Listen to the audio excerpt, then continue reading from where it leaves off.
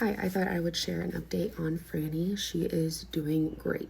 She has been moved to quarantine in Isabel's room. She absolutely loves the bed, and Isabel has a chair in there that Franny has completely taken over and has claimed as hers. Her mouth does not look as irritated, and she seems to be eating just fine. She is doing great with it. She still is on a liquid diet. We have received so many donations of food, so Franny is pretty stocked up. We appreciate everyone that has been able to help with Franny and her situation. She is so sweet, and she is so grateful to be inside. It's amazing to see that, the community is able to help her in the ways that you are. We will be at this event, the Chieftain Community Yard Sale. It is from 8 a.m. to 1 p.m. and we will be bringing Franny. We have a cat stroller that we're going to bring her in, and we do not think that this is going to stress her out. If we did, we would not even think of this as an option. Franny absolutely loves people. She loves babies. Isabel's sister stopped over today with her 5-month-old, and she met Franny. Oh my gosh, Franny absolutely adores babies. This is a quick screenshot of all of the events that we are doing, as well as the yard sale that is on June 20th. At the yard sale on June 20th, we will be selling paintings, glassware, and those that have been donated to us. And we hope that Franny gets a lot of visitors and love-ins from everybody. We are really excited about the community yard sale, and we've gotten a lot of donations for it. Everything is going to be 25 cents on June 27th. The Rehomed Art Gallery, we are obviously selling paintings as well there, June 22nd from 12 to 5 at Cackle Park. Isabel works at a diner called Pearl's Diner, and it is up by Walmart here in Logan. She will be working on Father's Day. She worked last time as well for a bake sale, and she just set up a little table with all the information about Spay It Forward on it. I will be there telling everyone about what we do, and everything that is baked is by donation. You just pay whatever you want and whatever you think is a nice donation to go towards what we do. This is another picture of Franny. You can really see that the swelling has gone away around her mouth, and she is just a chill, relaxing gal. This is Isabel and Franny cuddling. And you can see more as well with Franny's mouth. Her tongue is still protruding out of her mouth. It is going to be that way. We also did get an answer on why Franny's teeth appear to be so big. They are actually normal size, but because her top lip is, not really there, it does make her teeth look longer than what they are. Franny is estimated to be between 5 and 7 years old, so she is an older gal. We keep calling her Granny Franny. She's just so sweet and so loving and caring. Like, she loves her toys and her little cat bed. We love Franny so freaking much. Thank you, everyone who has made it possible for us to vet Franny, and we will keep everybody updated.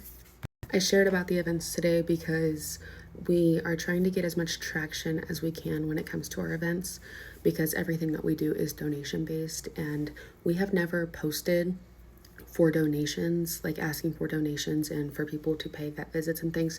We've never posted anything like that, and I was very leery on not wanting to do that at all. But we do believe that Franny's situation was an exception because it was an emergency. But daily we take donated items and resell them on Facebook Marketplace, and we do set up events to where we can get out there with the community and spread the word on what we do, and really put time into trying to raise funds for these TNR appointments, as well as the care for any emergency cats that we see are in dire need of getting help. We greatly appreciate everyone donating towards Franny and everything, but we never want to be in a situation to where we have to ask the public, like, hey, we need money now to get this cat in. I personally feel like that is very pushy, and we advocate on not taking cats in if you do not have the means to take care of them.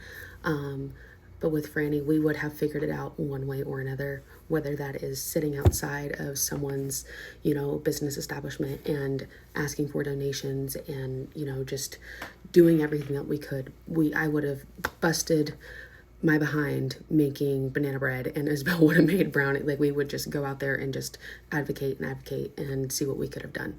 But because the community came together and donated, that made everything so much easier to just be able to take Franny to get vetted immediately. It sucks that it happened on a weekend, and we wish we could have got her, that day and taken her, in a world where there is no complications with, timing and transport and, just those types of things. When we saw her, we didn't have a car.